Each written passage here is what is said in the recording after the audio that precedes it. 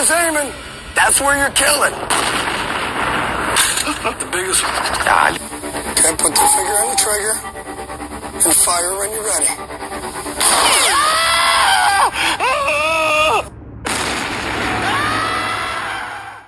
With a weapon this powerful and scary, you would never let a child shoot it.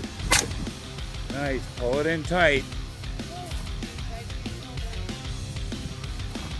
Breathe and squeeze the trigger. Nice. Well, that's a 10-year-old boy. What about a little precious tiny 7-year-old girl?